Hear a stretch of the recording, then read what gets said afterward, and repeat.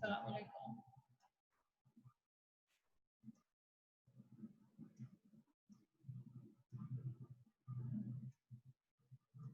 चले आज का लेक्चर स्टार्ट करते हैं।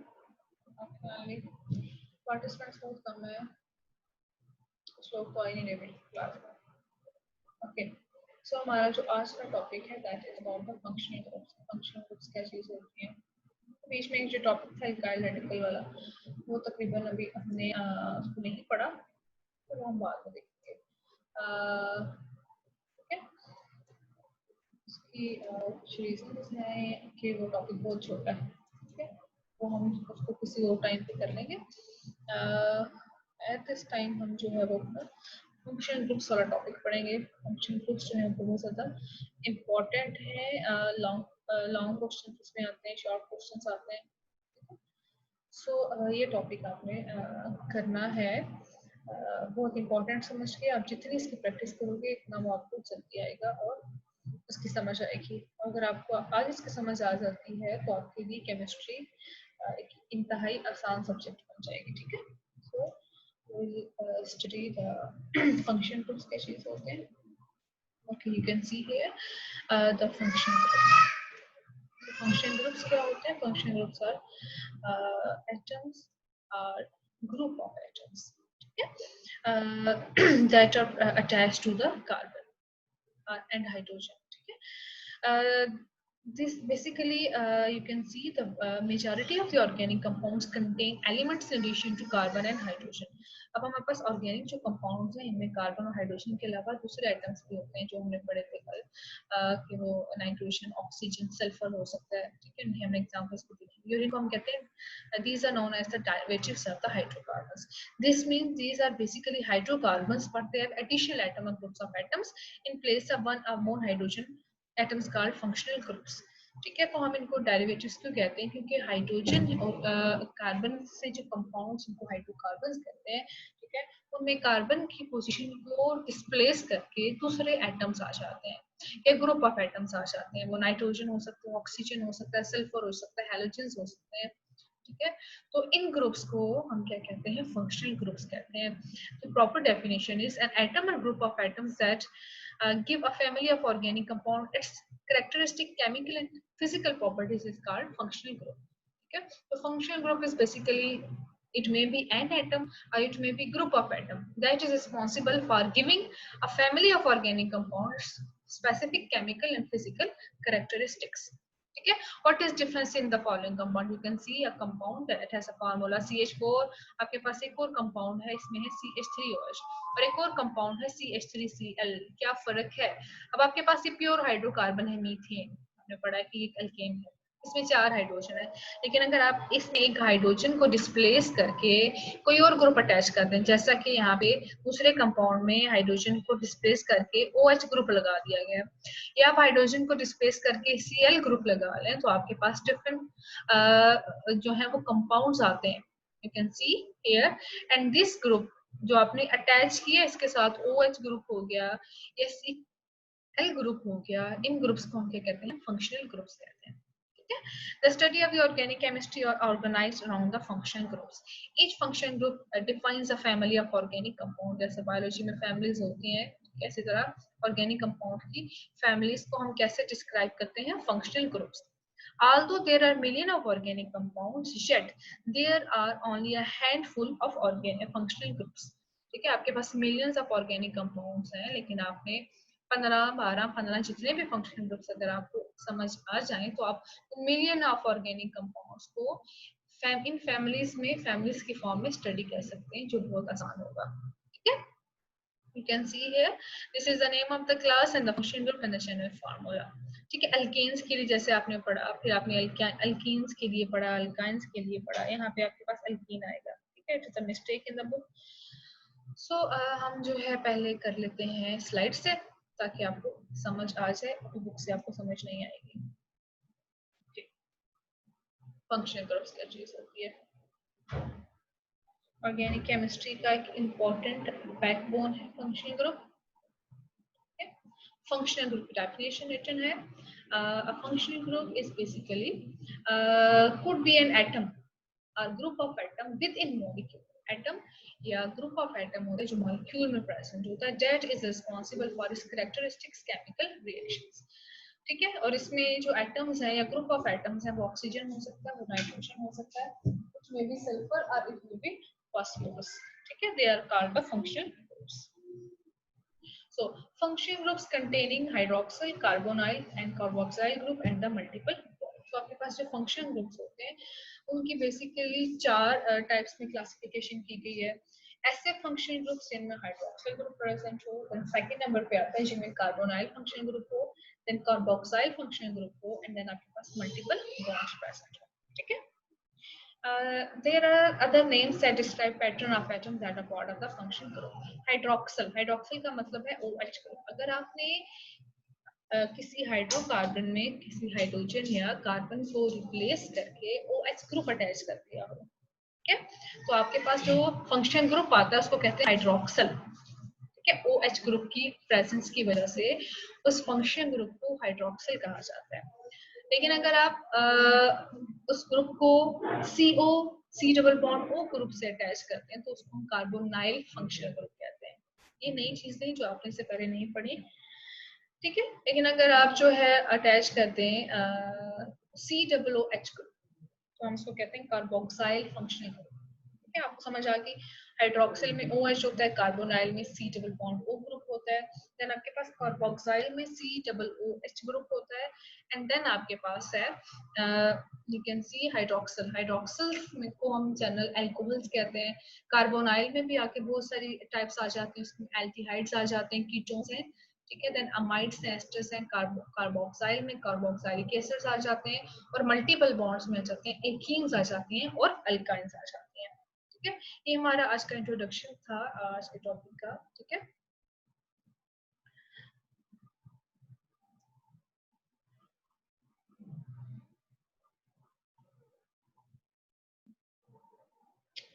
ओके, सो हम जो है वो अपना बुक से स्टार्ट करते हैं। यू कैन सी हियर आपके पास है अल्केन्स। आपने अल्केन्स के बारे में पढ़ा था। अल्केन्स में कार्बन कार्बन सिंगल बॉन्ड होता है। ठीक है, तो इनका कोई फंक्शनल ग्रुप नहीं होता। ठीक है, और उनका जनरल फार्मूला होता है RH। अब यहाँ पे R क्या है हम पढ़ चुके हैं। R is the alkyl radical. ठीक है, आप किसी अल्केन में से एक हाइड्रोजन को रिमूव करोगे तो आपके पास अल्काइल आ जाएगा। फॉर एग्जांपल आपके पास एक कंपाउंड है CH4, आपने इसमें से एक हाइड्रोजन कम कर दिया तो क्या बच जाएगा CH3। ठीक है, तो इस ग्रुप को, इस CH3 ग्रुप को आप R ग्रुप कहोगे। इसी तरह अगर आपके पास एक कंपाउंड है C2H6, आप इसमें से एक हाइड्रोजन कम कर दोगे तो आपके पास बच जाएगा C2H5। तो इस ग्रुप को आप क्या कहोगे? R group, alkyl group. ठीक है, इस बेसिकली एन अल्काइल ग्रुप। सो अल्काइल ग्रुप जो है इसको समझना बहुत आपके लिए इम्पोर्टेंट है for studying the functional groups. ठीक है, सो आपके पास जो सेकंड क्लास है ऑर्गेनिक कंपाउंड्स की फैमिली की, दैट इज द अल्कीन्स। ठीक है, अल्कीन्स आपने पढ़ा कि अनसैचुरेटेड हाइड्रोकार्बन्स होते हैं जिनमें carbon carbon double bond present होता है। ठीक है, सो अल्कीन्स में जो उसका फंक्शनल ग्रुप है जिसकी वजह से अल्कीन्स की प्रॉपर्टीज, स्पेसिफिक प्रॉपर्टीज होती हैं, फिजिकल और केमिकल प्रॉपर्टीज होती हैं, वो किस वजह से होता है? That is due to the presence of carbon carbon double bond. So you will say that carbon carbon double bond is the functional group. Functional group एक ऐसी चीज है जिसकी वजह से उस कंपाउंड के अंदर प्रॉपर्टीज आ रही हैं। ठीक है, तो आप क्या कहोगे कि carbon carbon double bond is the functional group of an alkene. ठीक है, और इसका जनरल फार्मूला क्या होगा? RC double bond C। ठीक है, तो यहाँ पे जो हाइड्रोजन पे प्रेजेंट हो सकते हैं और आपके पास R ग्रुप भी प्रेजेंट हो सकता है। जनरल फार्मूला मैं आपको बाद में लिखना सिखाऊंगी, आप इस टॉपिक को भी फिलहाल रहने दें, पहले आप सिर्फ फंक्शनल ग्रुप्स को लिखें कि अल्कीन्स का जो जनरल फंक्शनल ग्रुप है वो है कार्बन डबल बॉन्ड कार्बन। इस वाले हम थर्ड वाले रो को भी फिलहाल नहीं करें। इसके बाद आपके पास आ जाता है अल्काइंस। आपने पढ़ा था कि अल्काइंस ऐसे अनसैचुरेटेड हाइड्रोकार्बन्स होते हैं जिनमें carbon triple bond carbon present होता है। यू कैन सी हियर, ये कार्बन ट्रिपल बॉन्ड कार्बन इसका फंक्शनल ग्रुप होगा जिसकी वजह से अल्कीन्स की स्पेसिफिक फिजिकल और केमिकल प्रॉपर्टीज आ गई। इसके बाद है एल्कोहल्स। एल्कोहल्स, सही है। सो एल्कोहल्स ऐसे ऑर्गेनिक कंपाउंड्स होते हैं जिनमें आपके पास OH ग्रुप प्रेजेंट होता है that is attached with a hydrocarbon, आपके पास एक हाइड्रोकार्बन था, ठीक है, for example it was CH4, आपने उसमें से एक हाइड्रोजन को रिमूव करके OH ग्रुप अटैच कर दिया. So the functional group of alkyl alcohol is this one, okay, OH, that is attached with a carbon, and carbon is attached with 3 other atoms, that may be hydrogen, that may be carbon. इसके बाद है ethers. Okay, so ether is also a type of an organic compound that has the general formula COC. इसमें क्या होता है? COC functional group present होता है. Carbon attached with an oxygen and oxygen is attached with another carbon. And ये carbon जो है यहाँ पे हाइड्रोजन के साथ भी अटैच हो सकते हैं और यहाँ पे कार्बन के साथ भी अटैच हो सकते हैं. यहाँ पे हम सिर्फ फंक्शनल ग्रुप अभी देख रहे हैं, ठीक है. सो आपने जो है ये इसका फंक्शनल ग्रुप हो गया, ठीक है. जो एटम्स आपको रिप्रेजेंट हो रहे हैं that is a functional group. अभी हम जनरल फार्मूला नहीं कर रहे.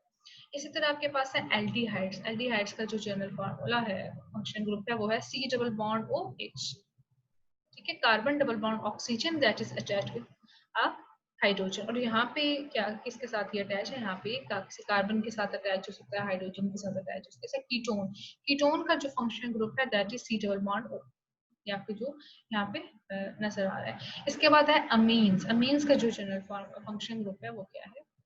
This one. देन आपके पास कार्बोक्सिलिक एसिड है, C double bond OH, and then आपके पास एस्टर्स आ जाते हैं, C डबल बॉन्ड OC, ठीक है.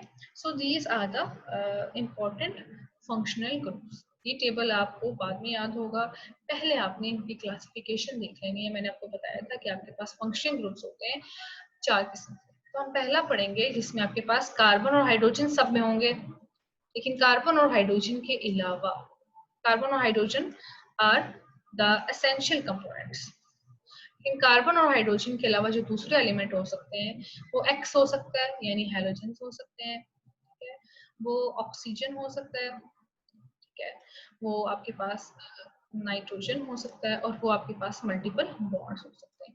तो हम वन बाय वन देखेंगे. अगर कार्बन और हाइड्रोजन के साथ एक हैलोजन प्रेजेंट हो तो तब उस कंपाउंड को हम क्या कहेंगे, उसका उन कंपाउंड्स का नाम क्या होगा, उनका फंक्शनल ग्रुप क्या होगा. तो पहले जो हम क्लास स्टडी कर रहे हैं वो क्या है? Functional group that contain carbon, hydrogen and halogen, ठीक है, जिनमें एक एलिमेंट X प्रेजेंट हो, यानी हैलोजन प्रेजेंट हो. उनका जो नाम है, जनरल नेम है, उनको कहते हैं हेलो अल्केन्स, ठीक है. Haloalkanes, halo halo name emerges from halogens, and alkanes जो है वो आपके पास एक क्लास है organic compound. So haloalkanes are characterized by the presence of halogen atoms. तो haloalkanes को आप कैसे characterize करोगे? उनमें कौन सा एटम, एक halogen atom present होता है. The haloalkane is a compound in which one hydrogen atom of an alkane is substituted by one halogen atom. तो क्या होता है कि अगर आपके पास एक अल्केन है, फॉर एग्जांपल मीथेन, ठीक है, तो आप इसका एक हाइड्रोजन यहाँ से रिमूव कर दो तो आपके पास बच जाएगा CH3 ग्रुप. और आप इस CH3 ग्रुप के साथ कोई हैलोजन अटैच कर दो, किसी क्लोरीन को अटैच कर दो या ब्रोमीन को, ठीक है, तो आपके पास कंपाउंड बनेगा, उसको हम हेलो अल्केन कहेंगे. फॉर एग्जांपल आपके पास पहला कंपाउंड है CH3 सिंगल बॉन्ड Cl, तो आप इसको कहोगे हेलो अल्केन. हेलो अल्केन में हेलोजन को आपने रिप्लेस किया है Cl से, तो आप कहोगे क्लोरो. और अल्केन कौन सा है? ये वाला, क्योंकि इसमें एक कार्बन प्रेजेंट है, तो आप इसको कहेंगे मीथेन. सो इस कंपाउंड का नाम है क्लोरोमीथेन. देन सेकंड आप देखें, आपने ब्रोमीन से इसको रिप्लेस किया, तो आप हेलो की जगह क्या लगाओगे? ब्रोमो. और carbon single bonded carbon present है, एक ही कार्बन है, तो आप इस कंपाउंड को कहोगे ब्रोमोमीथेन. हेलो अल्केन, हेलो को आपने रिप्लेस कर देना है किसी भी हेलोजन से जो उस कंपाउंड में मौजूद है. अगर वो क्लोरो है तो आप यहाँ पे हेलो की जगह क्या लगाओगे? क्लोरो. अगर क्लोरीन है, अगर ब्रोमीन है तो आप लगाओगे ब्रोमो. अगर आपके पास क्लोरीन है तो आप क्या लगाओगे? फ्लोरो. अगर आपके पास आयोडीन है तो आप क्या लगाओगे? आयोडो. ठीक है. और अल्केन की जगह आप उस अल्केन का नाम लगा दोगे. अगर एक कार्बन है तो आप कहोगे मीथेन, अगर 2 कार्बन है तो आप कहोगे ईथेन, अगर 3 कार्बन है तो आप कहोगे प्रोपेन. वो आपने देखनी है, स्ट्रक्चर देखनी है कंपाउंड. तो पहला जो हमारे पास आ जाता है फंक्शनल ग्रुप, जिसमें आपके पास कार्बन और हाइड्रोजन के साथ हैलोजेंस प्रेजेंट होते हैं, ठीक है. आपके पास इसकी सेकंड एग्जांपल दी गई है ईथेन. ये हमने फर्स्ट एग्जांपल यहाँ पर देखी. इसके बाद है इथेन, CH3 इसका फार्मूला होता है कंडेंस्ड मॉलिक्यूलर फार्मूला। अब आप क्या करो, एक हाइड्रोजन इसमें से कम कर दो। अब यहाँ पे 3 हाइड्रोजन है, यहाँ आ जाएंगे 2 हाइड्रोजन, सो CH3 CH2 रह गया। ये आपके पास आ गया एक ग्रुप, इसको अल्काइल ग्रुप कहते हैं। अगर आप इसके साथ किसी हैलोजन को अटैच कर दो, अगर आपने यहाँ पे क्लोरीन को अटैच कर दिया तो आपके पास क्या आ जाएगा, हेलो की जगह आ जाएगा क्लोरो, और अल्केन की जगह आ जाएगा इथेन। इथेन क्यों है, क्योंकि इसमें 2 कार्बन एटम मौजूद है। ठीक है, इसी तरह आप क्लोरीन की जगह यहाँ पे फॉर एग्जाम्पल अगर फ्लोरीन लगा देंगे तो आप क्या यहाँ पे लिखोगे फ्लोरोइथेन, FLORO, फ्लोरो। अगर आप यहाँ पे फ्लोरीन की जगह ब्रोमीन अटैच कर दोगे तो आप इसको क्या कहोगे, इस फंक्शन ग्रुप को, इस कंपाउंड का नेम होगा ब्रोमोइथेन। तो देखिए किस तरह फंक्शन ग्रुप्स की मदद से कंपाउंड को स्टडी करना है इजी। आपने एक रूल बना दिया, ठीक है, कि अगर आप हाइड्रोजन की जगह किसी हेलोजन को ले आएंगे तो आप कैसे इसको नेम करेंगे। सिर्फ आपके पास एक जनरल नेम है हेलो अल्केन। अब आपने हेलो को देखना है कि कौन सा हेलोजन है, उसका नाम लिख देना है। फिर आपने अल्केन को देखना है कौन सा अल्केन है और आपने इसका नेम लिख देना है। अगर फ्लोरीन है तो फ्लोरो, क्लोरीन है तो क्लोरो, ब्रोमीन है तो ब्रोमो, आयोडीन है तो आयोडो। अब अल्केन कौन सी है, अगर एक कार्बन है तो आप मीथेन कहोगे, 2 कार्बन है तो आप इथेन कहोगे, 3 है तो प्रोपेन, 4 है तो ब्यूटेन। सो आपने सिर्फ एक रूल तय किया और आपने कहा कि उस कंपाउंड को हम हेलो अल्केन कहेंगे और उसमें ये तीन एलिमेंट्स प्रेजेंट होंगे। तो आपने क्योंकि अब हेलो अल्केन्स की जो नंबर है वो थाउजेंड्स में हो सकता है, तो आपने थाउजेंड्स कंपाउंड को you people don't know exact number of the compounds of that contain the halogen and carbon and hydrogen. So सिर्फ आपने सिर्फ एक स्टेप की मदद से ये हजारों जो कंपाउंड्स हैं हेलो अल्केन्स को स्टडी कर दिया। याद रखें कि इन सब कंपाउंड्स की फिजिकल और केमिकल प्रॉपर्टीज डिफरेंट हो सकती हैं। ठीक है, मेल्टिंग पॉइंट डिफरेंट हो सकते हैं, इनके बॉइलिंग पॉइंट डिफरेंट हो सकते हैं, ठीक है, लेकिन हम इनको एक ही फैमिली में एक ही क्लास में स्टडी करते हैं। ठीक है, सो ये हमारे पास पहला था जिसमें आपने क्या किया था कि कार्बन और हाइड्रोजन के अलावा तीसरा जो एलिमेंट वो आपने स्टडी किया था हैलोजेंस। अगर आप हैलोजेंस की स्टडी कर चुके हो तो आप ऑक्सीजन के साथ भी इसकी स्टडी कर सकते हो, आप नाइट्रोजन के साथ भी कर सकते हो, आप मल्टीपल बॉन्ड्स के साथ भी कर सकते हो। अब आज जो हम पढ़ेंगे ना वो हमने पहला हेलोल्केन्स पढ़ा, बीच वाला हम नहीं पढ़ेंगे क्योंकि बहुत लॉन्ग है और इसमें सिर्फ एक ही लेक्चर लगेगा। हम ये लास्ट वाला पढ़ते हैं, फंक्शनल ग्रुप्स कंटेनिंग 11.5.4 टॉपिक पढ़ेंगे, containing double and triple bond, जिनमें डबल और ट्रिपल बॉन्ड्स प्रेजेंट हैं, ठीक है, जिनको हम अनसैचुरेटेड हाइड्रोकार्बन्स भी कहते हैं। ठीक है, so an alkene is a hydrocarbon, एक ऐसा हाइड्रोकार्बन दैट कंटेन्स वन और more carbon carbon double bonds is the function group for alkenes. तो अल्कीन्स का जो फंक्शन ग्रुप है उसमें एक या एक से ज्यादा carbon carbon double bond present होता है। ठीक है, सो एक ऐसा फंक्शन ग्रुप जिसमें कार्बन कार्बन डबल बॉन्ड हो, एक कार्बन कार्बन डबल बॉन्ड हो या वो एक से ज्यादा हो, तो हम उस कंपाउंड को कहते हैं अल्कीन। ठीक है, for example you people can see in the first example CH2 double bond CH2, in this example you can see there are present 2 carbons, ठीक है, and between these 2 carbon there is present a double bond. This is the one bond, this is the number 2 bond. 2 covalent bonds are present, double covalent bond is present between these 2 carbon atoms. So you will see that the functional group of the compound, this compound is carbon double bond carbon. ठीक है, और इसको हम क्या कहेंगे, alkyne कहेंगे। लेकिन alkyne में इसका स्पेसिफिक एक नेम होगा that will depend on the number of carbon atoms, क्योंकि इसमें 2 कार्बन एटम्स हैं और 2 कार्बन एटम्स के लिए जो आप स्टेम नेम यूज करते हो वो क्या होता है, इथ। ठीक है, एथ। और क्योंकि ये अल्कीन है तो हम इसको क्या कहेंगे, इथीन। इसका नाम क्या होगा, ethene. So, an alkyne is a hydrocarbon that contains one or more carbon-carbon triple bond. Carbon-carbon triple bond is the function group of alkynes. ठीक है, लेकिन अगर एक ऐसा हाइड्रोकार्बन जिसमें कार्बन-कार्बन ट्रिपल बॉन्ड प्रेजेंट हो तो उसको हम अल्काइन कहेंगे, ALKYN। और इसका फंक्शनल ग्रुप क्या होगा, carbon triple bond carbon. Which one of the following compound is an alkene, which is an alkyne. आपको नीचे कुछ एग्जांपल्स दी गई हैं, अब आपने ये बताना है कि इनमें से एल्कीन कौन सी और अल्काइन कौन सी। फर्स्ट एग्जांपल हमने कर दिए, अब सेकंड एग्जांपल को स्टडी करें। आपके पास 2 कंपाउंड्स हैं, This is the carbon number 1, this is the carbon number 2. Between these two carbon atom you can see triple covalent bond is present. So एक ऐसा कंपाउंड जिसमें ट्रिपल कोवेलेंट बॉन्ड होता है उसका नाम क्या है, उसकी क्लास कौन सी है, alkyne, ALKYNA।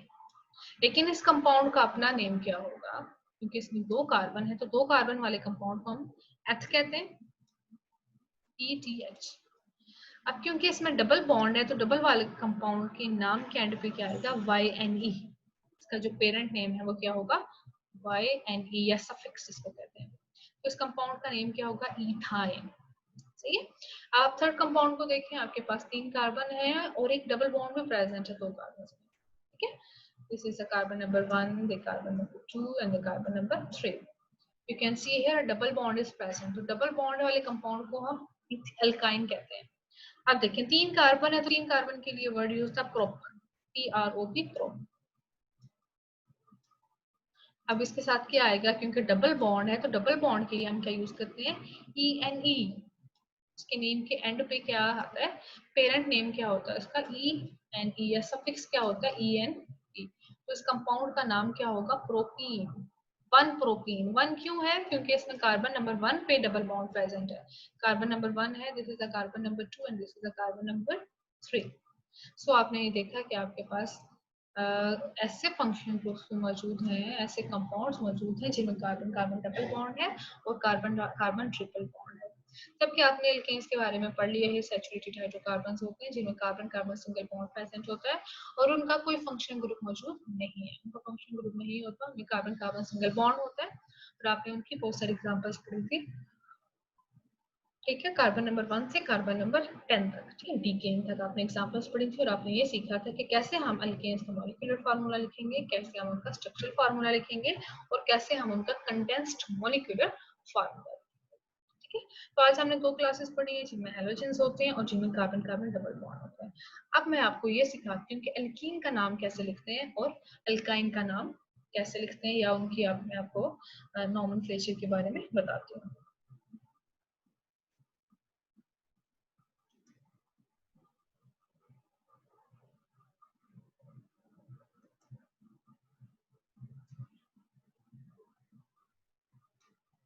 Okay, so here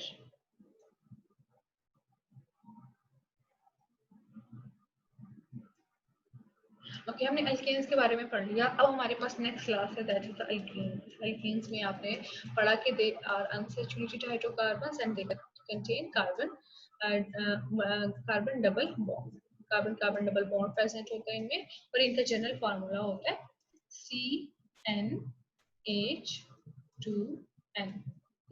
अब आपको कहा जाता है कि आप जो है मॉलिक्यूलर फार्मूला और structural formula, condensed molecular formula लिखें प्रोटीन का, प्रोटीन, PROPEN। तो आपको कैसे पता चला ये एल्कीन है, क्योंकि इसके नाम के एंड पे क्या आया है, ENE, और ENE कहाँ से आया, एल्कीन से। एल्कीन के नाम के एंड पे भी ENE आता है।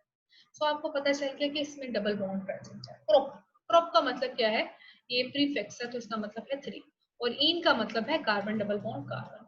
अब आपने पहले इसका मॉलिक्यूलर फार्मूला लिखना है, तो CnH2n है इसका फार्मूला, तो आप क्या लिखोगे, C3, ठीक है, एंड देन आपके पास है H2n, 2 3 मल्टीप्लाई बाय 2 क्या हो गया, इसका मॉलिक्यूलर फार्मूला हो गया C3H6। तो पहले आप क्या करोगे, इसका स्ट्रक्चरल फार्मूला लिखोगे, कार्बन नंबर 1, देन आपके पास हो गया कार्बन नंबर 2, देन आपके पास आ गया कार्बन नंबर 3। आपने ये 3 कार्बन 1 बाय 1 लिखे। फिर आपने देखना ये है कि इसमें एक डबल बॉन्ड प्रेजेंट है, तो कार्बन 1 और कार्बन 2 में आप क्या ड्रॉ कर दोगे, डबल बॉन्ड, और कार्बन 2 और कार्बन 3 में एक सिंगल बॉन्ड, क्योंकि ये प्रोटीन है इसमें डबल बॉन्ड प्रेजेंट है। तो आपने इस तरह डबल बॉन्ड ड्रॉ कर दिए। अब आप हाइड्रोजन देखिए, इसमें 6 है तो 6 हाइड्रोजन आपने पूरे कर देंगे। अब देखिए पहले कार्बन ने ऑलरेडी 2 बॉन्ड बनाए हुए हैं दूसरे कार्बन के साथ, ये तो 2 और बॉन्ड बनाएगा, this is the bond number 1 and this is the bond number 2 with hydrogen. ठीक है, तो आपके पास हाइड्रोजन नंबर 1 आ गया एंड देन आपके पास आ गया हाइड्रोजन नंबर 2। इसके बाद आप देखिए कार्बन नंबर 2 को देखें। कार्बन नंबर 2 ने 3 बॉन्ड पहले से बनाए हुए हैं। 2 बॉन्ड इसने लेफ्ट साइड पे कार्बन 1 से बनाए हुए हैं और एक बॉन्ड इसने कार्बन 3 से राइट साइड पे बनाया हुआ है। तो इसने एक और बॉन्ड बनाना है, तो आप यहाँ पे एक हाइड्रोजन लिख देंगे। अब कार्बन नंबर 3 ने सिर्फ पहले से एक बॉन्ड बनाया हुआ है, इसने 3 और बॉन्ड बनाने हैं। अब आप क्या करेंगे, 3 हाइड्रोजन के साथ ये बॉन्ड करेंगे। तो आपने देखा कि कैसे आपने एक नेम से उसका मॉलिक्यूलर फार्मूला लिखा और मॉलिक्यूलर फार्मूला से इस कंपाउंड का स्ट्रक्चरल फार्मूला लिख दिया।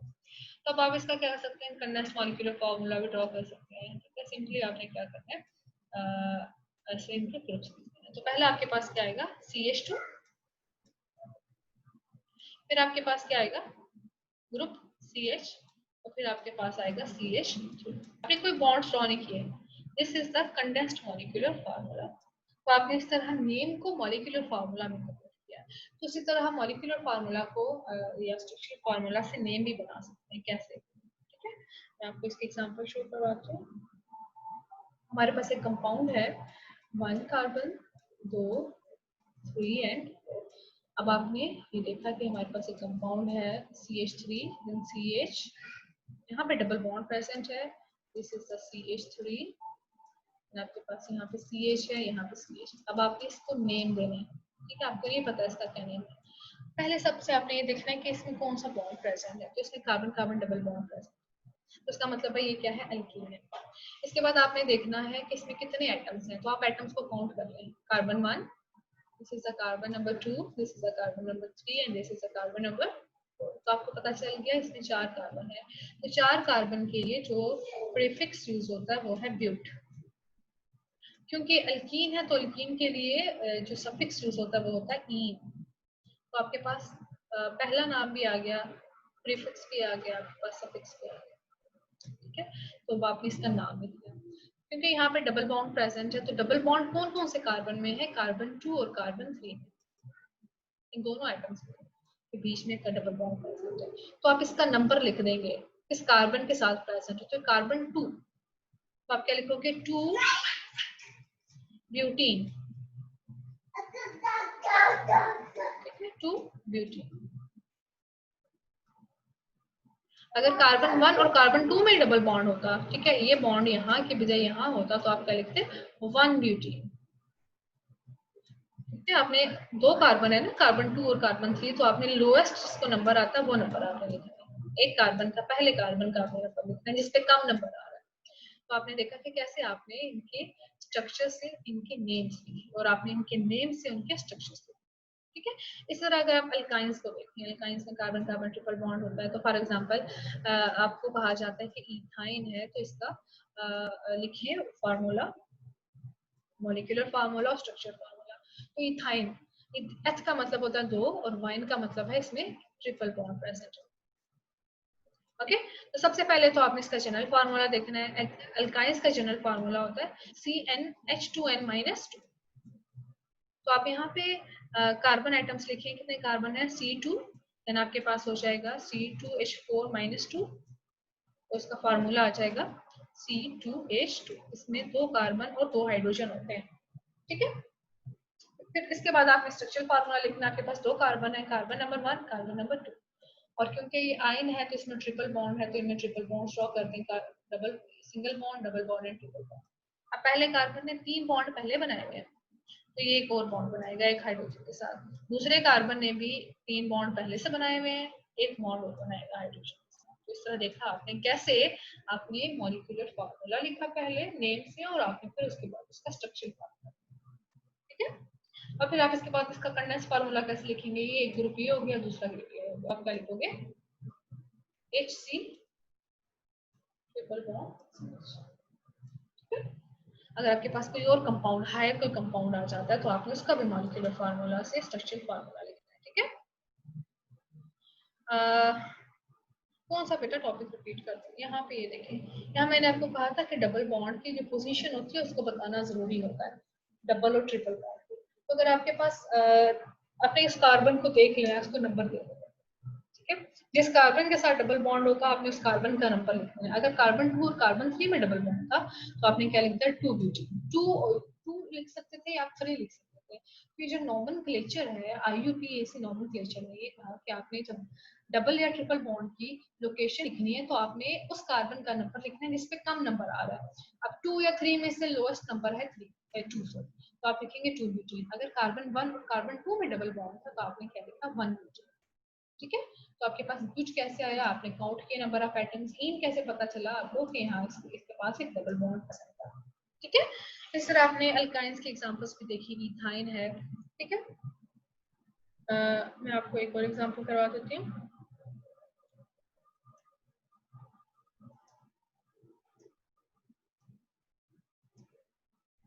ये मैं आपको इसलिए करवा रही हूँ ताकि आपके पास ये जो फंक्शनल ग्रुप मल्टीपल बॉन्ड्स वाला है उसको स्टडी करना आसान हो। ठीक है, आपको एक और एग्जामिनर एक कंपाउंड दे देता है, ठीक है, और उसको कहता है 1 प्रोपाइन। उसका स्ट्रक्चर ड्रॉ करो, तो आपको तो इसका मॉलिक्यूलर फार्मूला भी नहीं आता, तो आप कैसे स्ट्रक्चर ड्रॉ करेंगे? तो पहले सबसे पहले आप क्या करोगे, इसका मॉलिक्यूलर फार्मूला रखोगे। तो प्रोप 1 का मतलब है कार्बन नंबर 1 में प्रेजेंट है, जो चीज भी प्रेजेंट है, जो भी फंक्शन ग्रुप है वो कार्बन नंबर 1 के साथ अटैच है।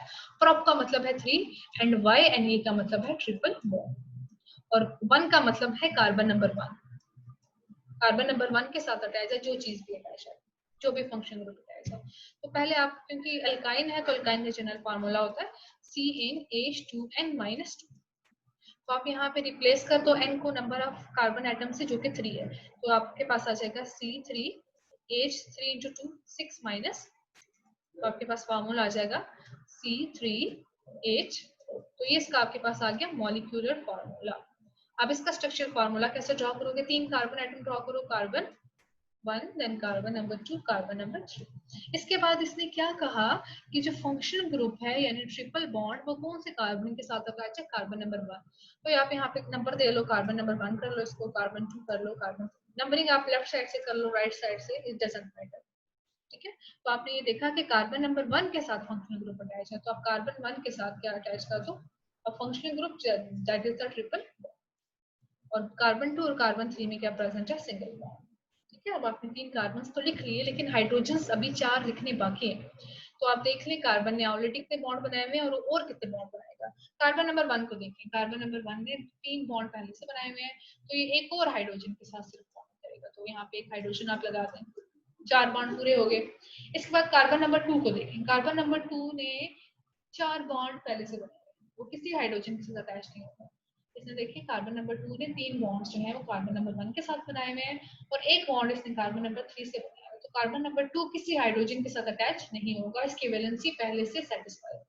कार्बन नंबर 3 को देख लें, कार्बन नंबर 3 ने पहले से एक बॉन्ड बनाया हुआ है कार्बन 2 के साथ, और इसने 3 हाइड्रोजन के साथ और बॉन्ड बनाने हैं, तो carbon number hydrogen 2, hydrogen 3 and hydrogen 4।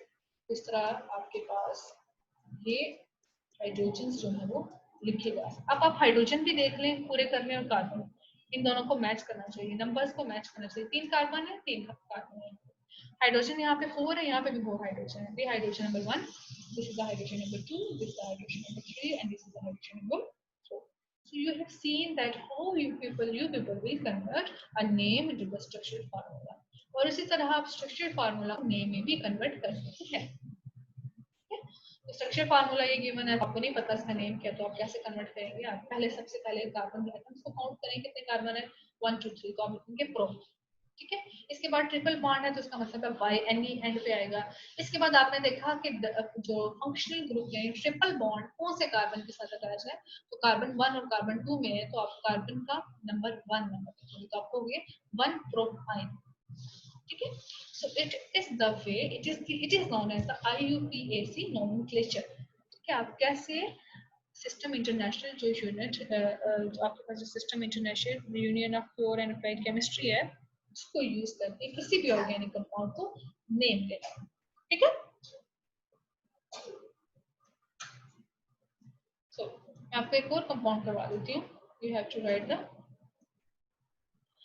Name of this compound. आपके पास है एक कंपाउंड जिसका मैं यहाँ फॉर्मूला ड्रॉ कर रही हूँ, carbon 1 carbon 2 carbon 3 and carbon 4। आपने इसकी प्रैक्टिस करनी है। ठीक है,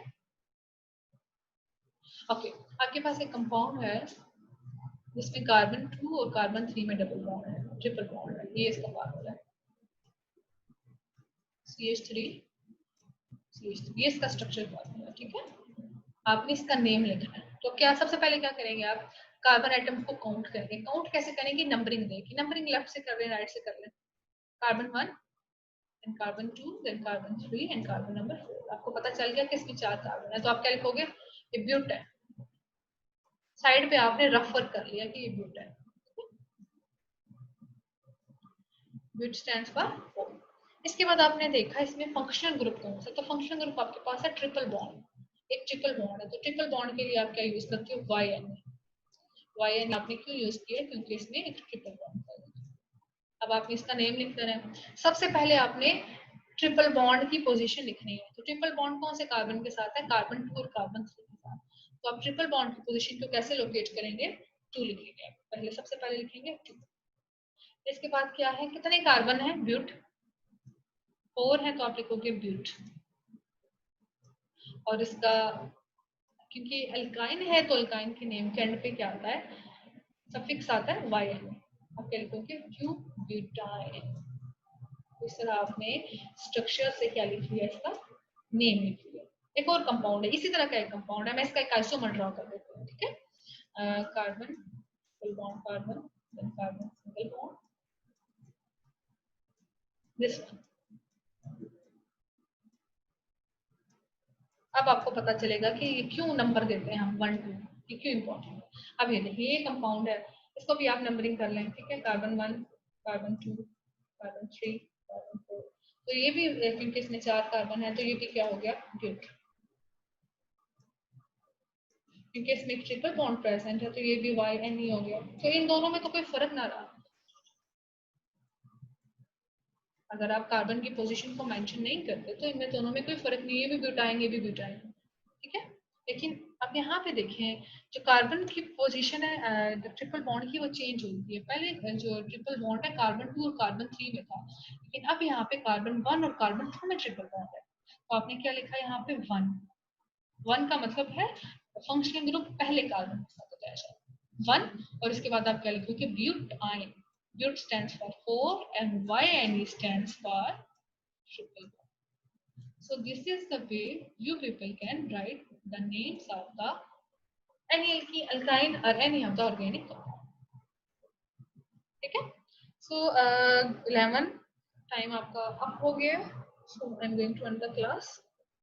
11:45 टाइम था, ठीक है।